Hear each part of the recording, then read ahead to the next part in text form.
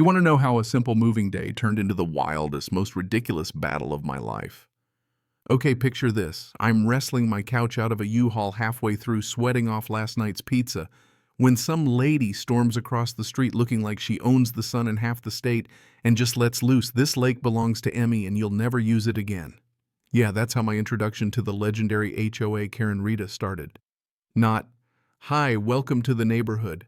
Just a shriek and a police call over my moving truck. I should have known then it'd get ugly, but honestly, I just figured maybe she'd watched one too many true crime documentaries, you know what I mean? But here's the thing, while I'm standing there with a box of mugs, Rita's out here calling the cops, shouting about trespassing, blocking private roads, unauthorized vehicles, making it sound like I'm out front with a tank instead of a U-Haul. The cops show up, these two poor guys who look like they've seen this movie before, especially the older one who's already got that "not this again" look. They check my paperwork, see that I actually own the place, politely ask if I could wrap things up soon to keep the peace. "Sure thing, officer," I say, because who wants a fight over a parking spot?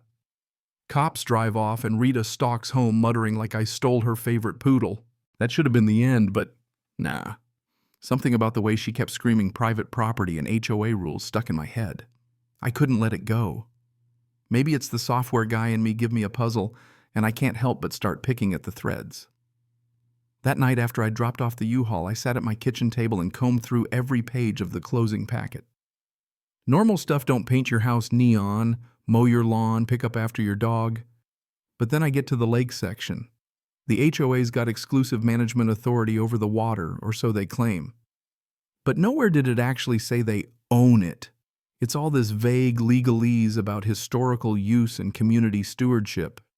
If you've ever read terms of service for a sketchy app, you know the feeling something's off. Next morning I meet Walter.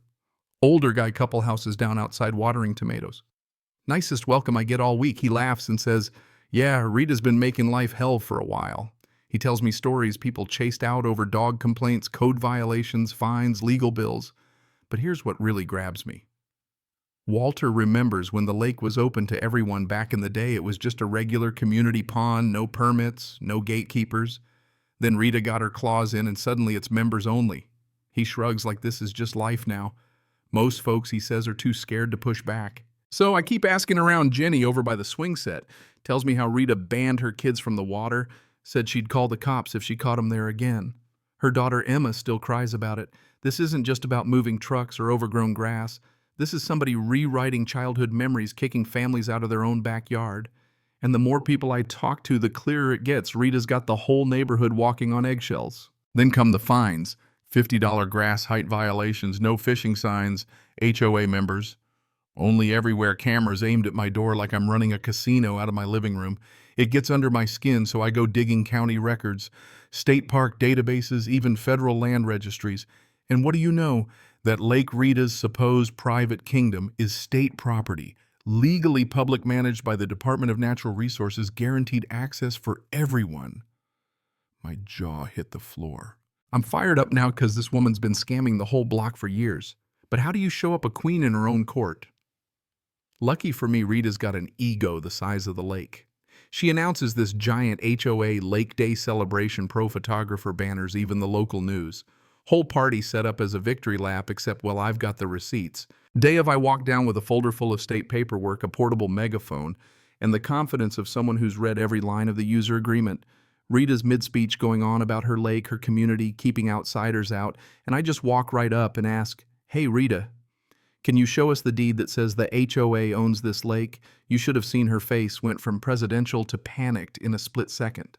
She shrieks about private events and fake documents, but people start reading what I brought, checking the state's website right on their phones. When the cops show up, same two as before, they look at my paperwork and you can see the, "Oh, here we go again, look." This time they tell Rita. She's the one breaking the law, and the crowd, man, the crowd is loving it. After that, it's like the dam broke, neighbors coming up to thank me, telling their stories, relief on their faces, like they're finally waking up from a bad dream. But Rita, she doubles down. The next morning, my face is plastered on flyers all over the neighborhood. Trespasser alert, giant red letters. She calls the cops on me every time I leave my porch, tells everyone I'm a criminal destroying property values. The cops just roll their eyes, tell me to hang in there, and frankly start acting like they're as sick of her as I am. The escalation gets wild spray paint on my driveway, garbage dumped on my lawn, nasty notes in my mailbox. I start recording everything, security cameras everywhere, because at this point it's not just about winning, it's about documenting every petty move for the finale. The tipping point comes when she files a false police report, claims I threatened her while I was in a work Zoom 40 miles away with a dozen witnesses.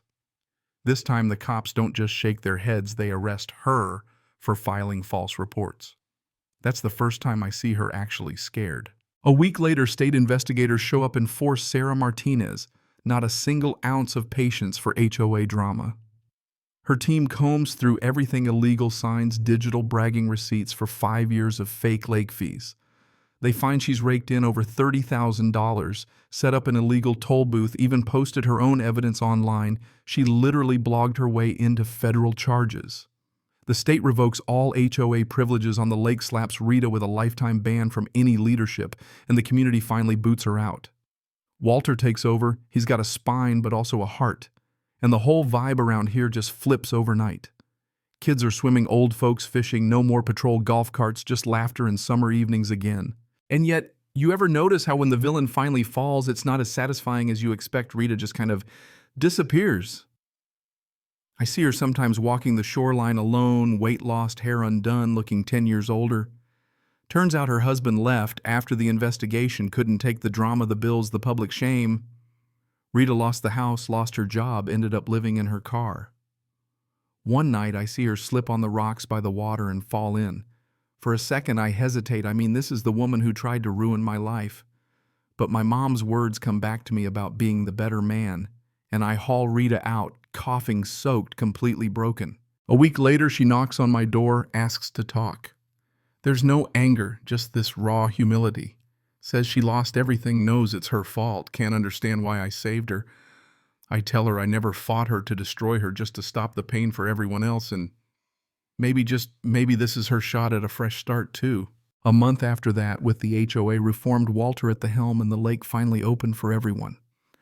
I write a letter to the state, ask them to restore privileges under strict new rules, no more private kingdoms, no more bullies in charge. They agree. Even Rita, from wherever she landed next, sends a note thanking me for proving what leadership really means.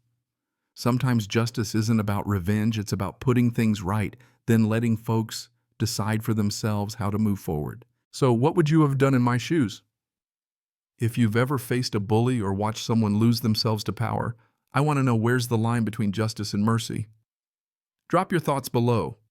Let's see whose side you're really on.